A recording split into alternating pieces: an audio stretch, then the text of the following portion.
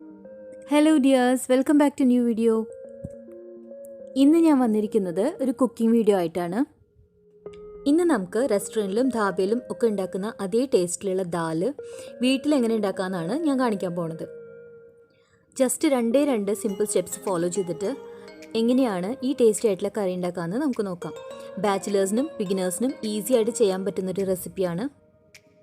അപ്പോൾ വീഡിയോ ഫുള്ളായിട്ട് കണ്ടു നോക്കണം. അപ്പോൾ നമുക്ക് വീഡിയോയിലേക്ക് പോകാം. ഇതിൻ്റെ ഫസ്റ്റ് സ്റ്റെപ്പ് നമുക്ക് ആദ്യം തന്നെ ദാലൊന്ന് കുക്ക് ചെയ്തെടുക്കണം.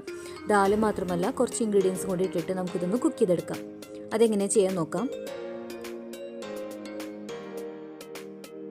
ഇതിനായിട്ട് നമുക്ക് വേണ്ടത് പരിപ്പാണ്. ഞാനിവിടെ മസൂർ ദാലാണ് എടുത്തിരിക്കുന്നത്. ഇതുപോലെ ഒരു ചെറിയ ബൗളിൽ ഒരു ഹാഫ് ബൗൾ മസൂർ ദാൽ എടുത്തിട്ടുണ്ട്. നമുക്ക് ഈ റെസിപ്പി മിക്സ്ഡ് ദാൽ വെച്ചിട്ടും ചെയ്യാം, അല്ലെങ്കിൽ ഇതുപോലെ സിംഗിളായിട്ട് ഏതെങ്കിലും ഒരു ദാൽ എടുത്തിട്ട് വേണമെങ്കിലും ചെയ്യാം. ഞാനിവിടെ സാധാരണ മസൂർ ദാൽ മാത്രമാണ് യൂസ് ചെയ്യാറുള്ളത്. അപ്പോൾ അത് വെച്ചിട്ടാണ് ഞാനിന്ന് കാണിക്കാൻ പോകുന്നത് കേട്ടോ.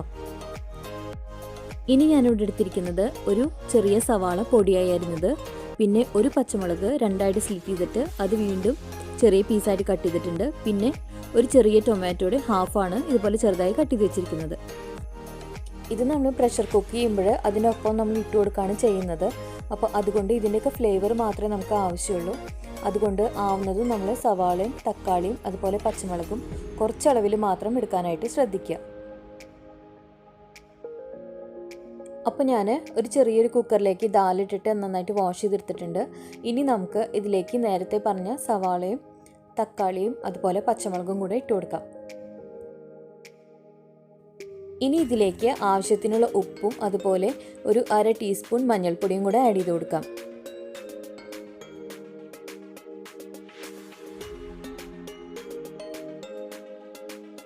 ഇനി ഇതിലേക്ക് ഒരു 1.5 ടേബിൾ സ്പൂൺ ജിഞ്ചർ ഗാർലിക് പേസ്റ്റും കൂടെ ഞാൻ ആഡ് ചെയ്ത് കൊടുക്കുന്നുണ്ട്.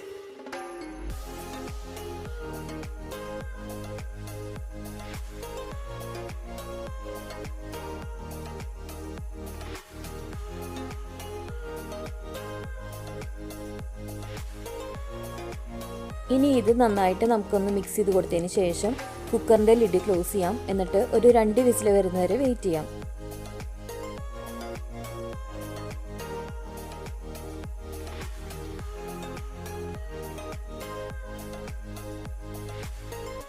രണ്ട് വിസിൽ വന്നപ്പോൾ ഞാൻ കുക്കർ ഓഫ് ചെയ്തിരുന്നു. കുക്കർ ഞാനിപ്പോൾ തുറന്നതാണ്. നമ്മളിട്ട് കൊടുത്ത എല്ലാ ഇൻഗ്രീഡിയൻസും ദാലും നന്നായിട്ട് കുക്കായിട്ടുണ്ട്. ഇനി നമുക്ക് രണ്ടാമത്തെ സ്റ്റെപ്പിലേക്ക് പോകാം. ഏറ്റവും ഇമ്പോർട്ടൻ്റ് ആയിട്ടുള്ള സ്റ്റെപ്പാണ്. എല്ലാ ഇൻഗ്രീഡിയൻസും റെഡിയാക്കി വെച്ചതിന് ശേഷം മാത്രം സ്റ്റവ് ഓൺ ചെയ്യാം കേട്ടോ.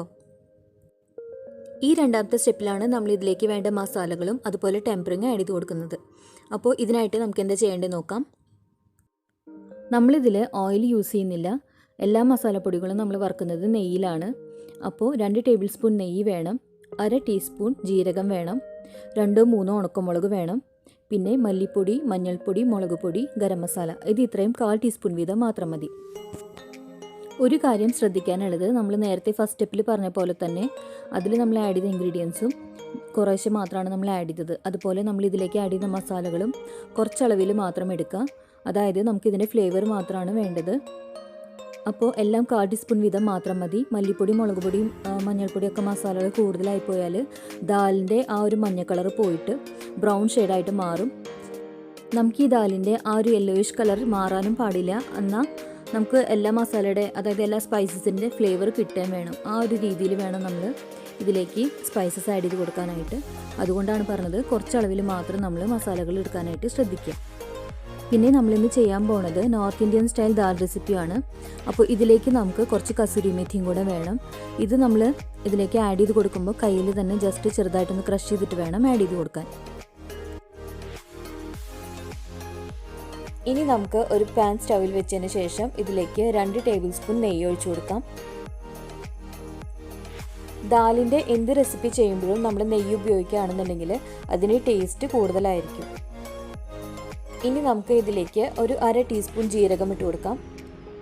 ജീരകം നന്നായിട്ട് പൊട്ടിയതിന് ശേഷം മാത്രമേ മറ്റുള്ള ഇൻഗ്രീഡിയൻസ് ഇതിലേക്ക് ആഡ് ചെയ്യാൻ പാടുള്ളൂ.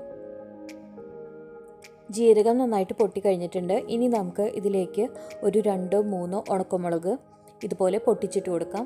എന്നിട്ട് അതൊന്ന് ഫ്രൈ ചെയ്ത് കഴിയുമ്പോൾ നമ്മൾ എടുത്തു വെച്ചിരിക്കുന്ന മസാലകൾ ഇതിലേക്ക് ഇട്ട് കൊടുക്കാം.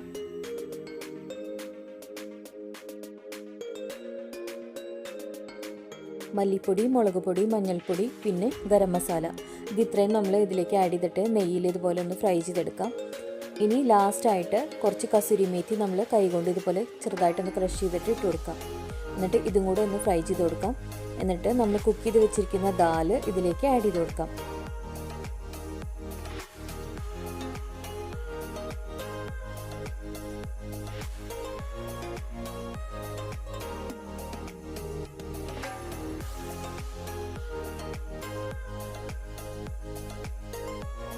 ഇനി നമുക്കിത് നന്നായിട്ടൊന്ന് മിക്സ് ചെയ്ത് കൊടുത്തിട്ട് ഇതിലേക്ക് ഒരു നുള്ളു കായം ഇട്ട് കൊടുക്കാം.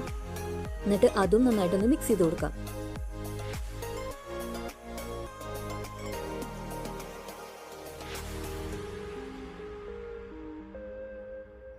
ഇനി നമുക്ക് ഇത് നന്നായിട്ടൊന്ന് തിളച്ച് വരുന്നവരെ വെയിറ്റ് ചെയ്യാം.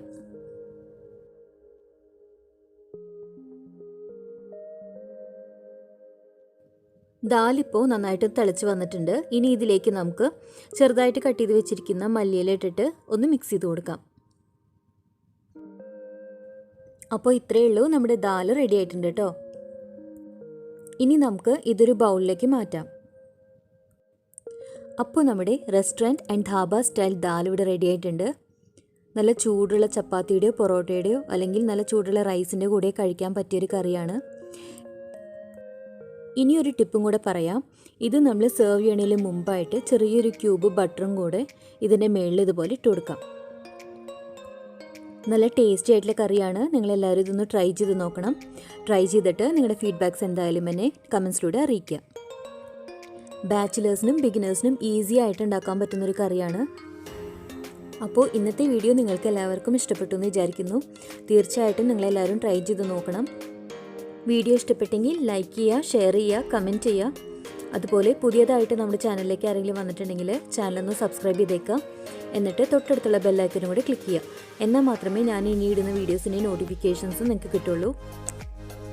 അപ്പോൾ ഇന്നത്തെ വീഡിയോ ഞാനിവിടെ വൈൻഡപ്പ് ചെയ്യാണ്. പുതിയൊരു വീഡിയോ ആയിട്ട് നമുക്ക് വീണ്ടും കാണാം. അതുവരെ take care, bye, thanks for watching.